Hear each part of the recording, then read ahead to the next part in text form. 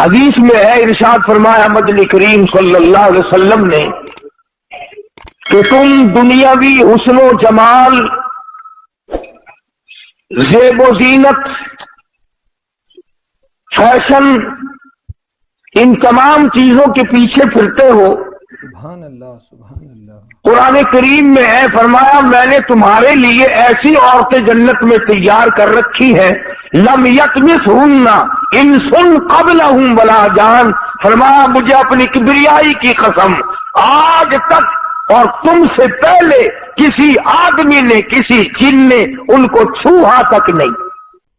دوستو پھر سے میں آپ کے سامنے قاری حنیف صاحب کا بہت بہترین بیان لے کر حاضر ہوا ہوں، اور آج کا عنوان ہے جنت کی حور کیسی ہوگی، حور کی خوبصورتی۔ آئیے جانتے ہیں اس بیان میں۔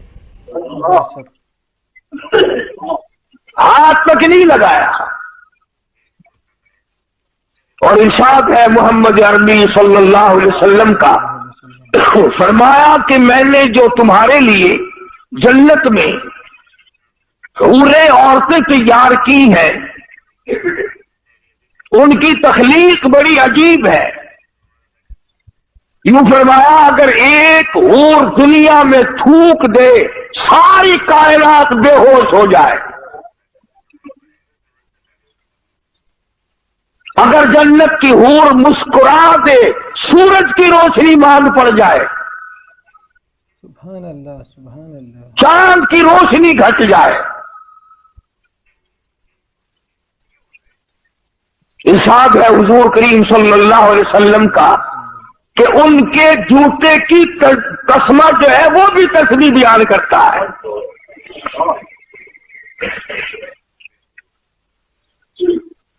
ابکارا کے لفظ ہے قرآن کریم میں، باکرا، نوجوان، عروبن، تمام چیزیں جوانی کی موجود۔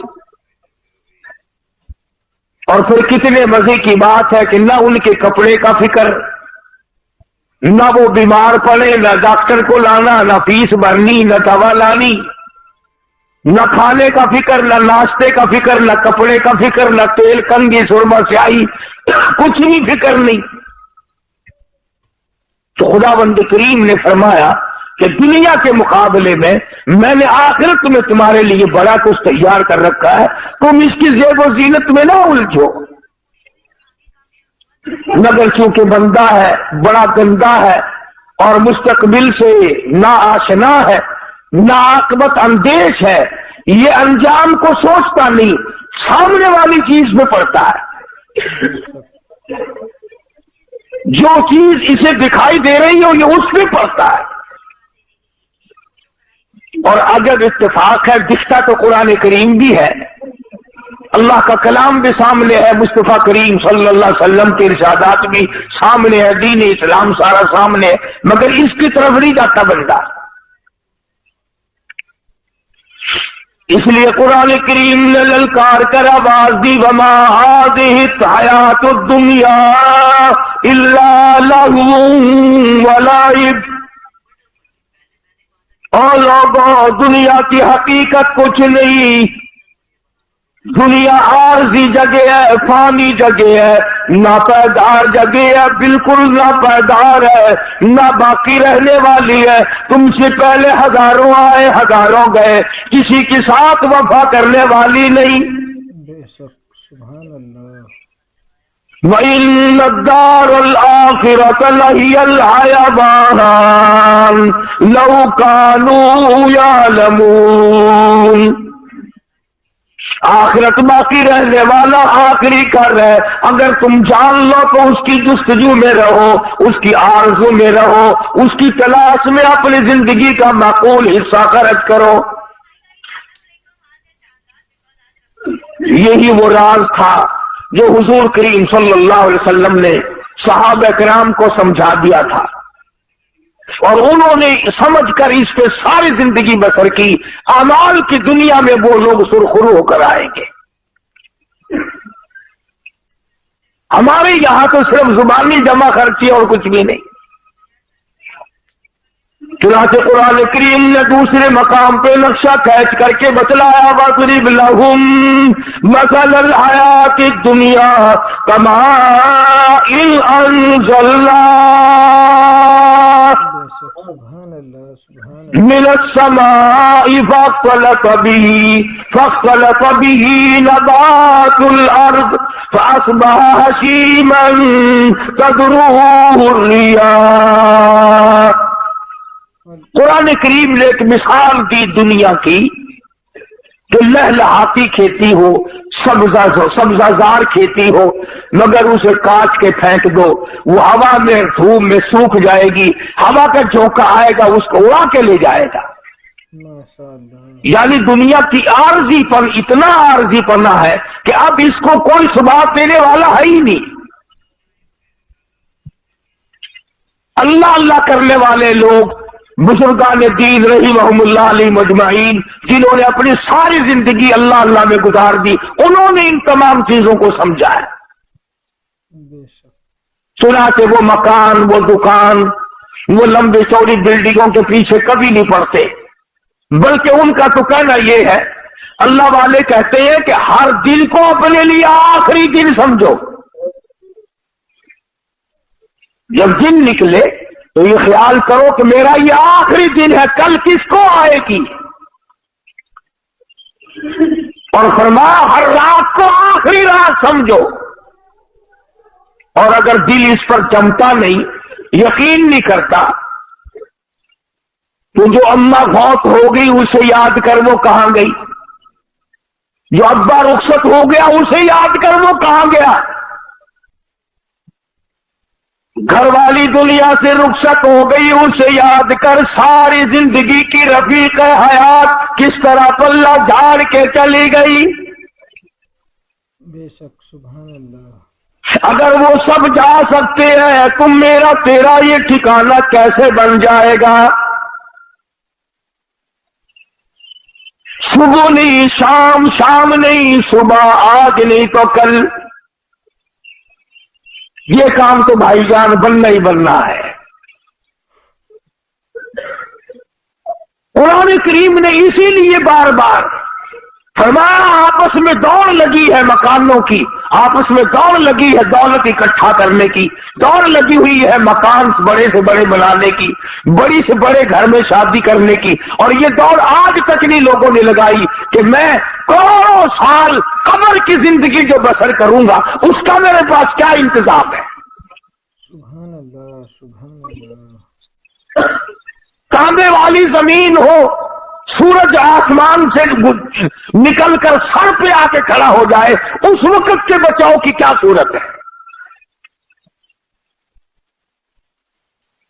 ایک بات یاد دلاؤں جو قرآن کریم آپ کو یاد دلانا چاہتا ہے، یہ جو دل میں ہے نا، اور جی ہم تو حضور کریم صلی اللہ علیہ وسلم کے امتی ہیں، سبحان اللہ سبحان اللہ، اتنے بڑے نبی کے امتیوں کو جہنم میں کون جانے دے گا بھائی.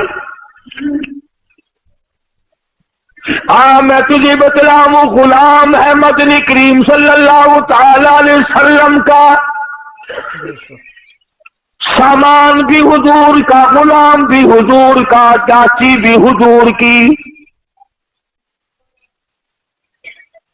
غلام بھی سرکار مدینہ صلی اللہ علیہ وسلم کا ہے، سامان بھی حضور کریم صلی اللہ علیہ وسلم کا ہے، اونٹنی اور ڈاچی بھی حضور کی ہے. سامان درست کر رہا تھا، سامان لاد رہا تھا، سامان ٹھیک کر رہا تھا، دشمن کی طرف سے تیر آیا، اس کے سینے میں لگا، وہ فوراً اسی وقت بیچارہ رخصت ہو گیا. صحابہ دوڑے، جنتی جنتی جنتی. غلام ہے کالی کملی والے کا، ہم تو نام کے ہیں نا، وہ اصلی غلام تھا حضور کا، اور سامان بھی حضور کا اٹھا رکھا تھا اس نے، اور حضور ہی کی اونٹلی پہ لاد رہا تھا. اندازہ لگا غلام بھی کالی کملی والے کا ہو، سامان بھی حضور کا ہو، لاچی بھی حضور کی ہو. صحابہ کہتے ہیں جنتی جنتی جنتی. آپ تشریف لے آئے، فرمایا ہوا بالنار. سبحان اللہ تو کس ملک میں رہتا ہے، کس دنیا میں رہتا ہے، کس دھن میں لگا رہتا ہے، کس مگن میں اپنے آپ کو برباد کر رہا ہے۔ کالی کملی والے کا غلام ہے، کالی کملی والے کا سامان ہے۔ اونٹنی بھی حضور کی ہے جس پہ حضور سواری کرتے ہیں۔ سامان لاتا ہوا تیر لگا، دنیا سے رخصت ہو گیا۔ سب کہتے ہیں جنتی جنتی، کالی کملی والے نے آ کے فرما دیا ہوا فی النار، بے شک